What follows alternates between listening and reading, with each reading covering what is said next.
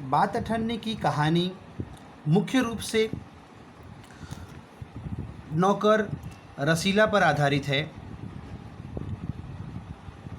रसीला जो कि बाबू जगत सिंह के यहाँ नौकर रहता है, घरेलू नौकर रहता है,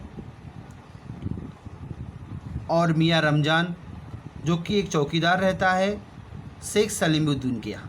शेख सलीमुद्दीन मजिस्ट्रेट हैं, कहने का अर्थ है जज हैं, और बाबू जगत सिंह इंजीनियर है।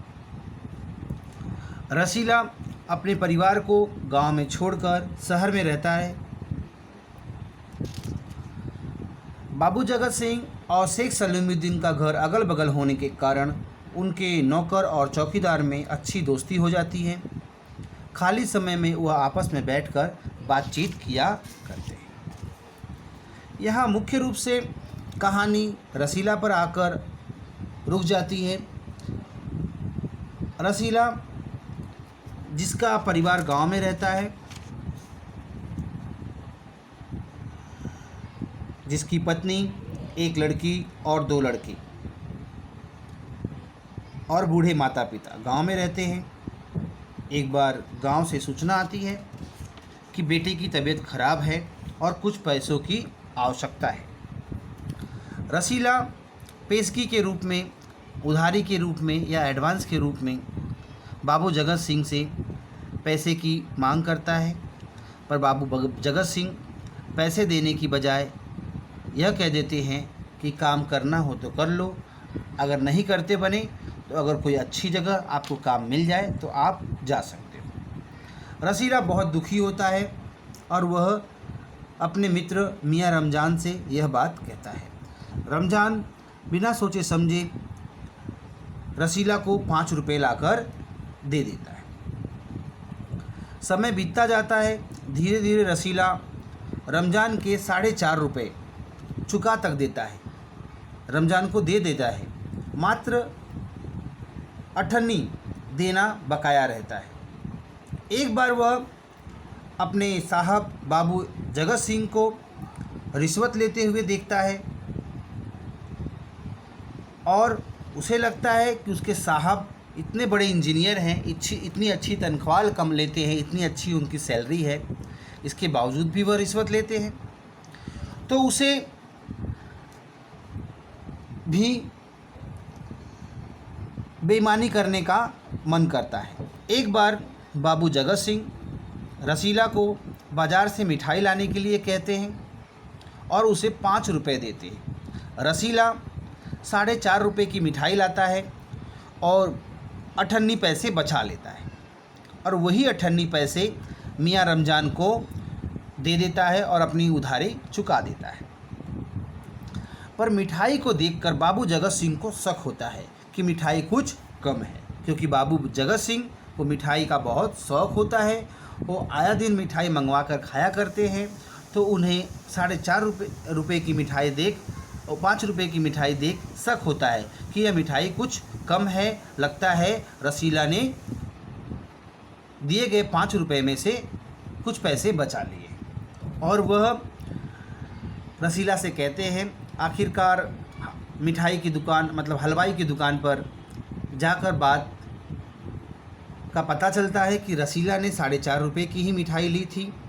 बाबू जगत सिंह रसीला को पुलिस थाने भिजवा देते हैं, मतलब पुलिस के हवाले कर देते हैं। रसीला का केस शेख सलीमुद्दीन की कोर्ट में जा पहुंचता है। शेख सलीमुद्दीन उसे 6 महीने की कैद की सज़ा सुनाते हैं। यह देख रमज़ान को बहुत बुरा लगता है। रमज़ान सोचता है कि बड़े बड़े लोग, अच्छे अच्छे पदों पे बैठे हुए लोग रिश्वत लेते हैं और बड़े अच्छी खासी ज़िंदगी जीते हैं जिन्हें कोई नहीं पकड़ता, और यहाँ रसीला ने मात्र 98 की बेईमानी की, जिससे 6 महीने की सज़ा भोगनी पड़ रही है। यह समाज का दोहरा व्यवहार रमज़ान को बहुत बुरा लगता है कि हज़ारों रुपए के चोर तो आराम से नरम बिस्तरों पर में पड़े सो रहे होते हैं और जो छोटी सी चोरी करे उसे कानून और नियम के आधार पर जेल में भेज दिया जाता है। इसी कहानी को सुदर्शन जी ने हिंदी साहित्य में प्रस्तुत किया ताकि छात्र समाज की दोहरी व्यवस्था को समझ सके और अपने जीवन में रिश्वतखोरी जैसे गलत आचरण को न करे। तो छात्रों, अब हम आगे कहानी को पढ़ेंगे, जिसके अंतर्गत हम कहानी के अन्य हिस्सों को जानेंगे कि कहानी किस प्रकार आगे बढ़ती है। बात अठन्नी की। रसीला इंजीनियर बाबू जगत सिंह के यहाँ नौकर था। 10 रुपये वेतन। यहाँ वेतन शब्द का अर्थ है तनख्वाह, सैलरी। गांव में उसके बूढ़े पिता, पत्नी, एक लड़की और 2 लड़के थे। इन सब का भार जिम्मेदारी उसी के कंधों पर था। वह सारी तनख्वाह घर भेज देता, पर घर वालों का गुजारा न चल पाता। गुजारा मतलब जीवन यापन। उसने इंजीनियर साहब से वेतन बढ़ाने की बार बार प्रार्थना की, पर वह हर बार यही कहते, अगर तुम्हें कोई ज़्यादा दे तो अवश्य चले जाओ, मैं तनख्वाह नहीं बढ़ाऊंगा। जैसे मैंने बताया था कहानी की शुरुआत में कि रसीला इंजीनियर बाबू जगत सिंह के यहाँ नौकर रहता है। उसकी तनख्वाह 10 रुपया रहती है।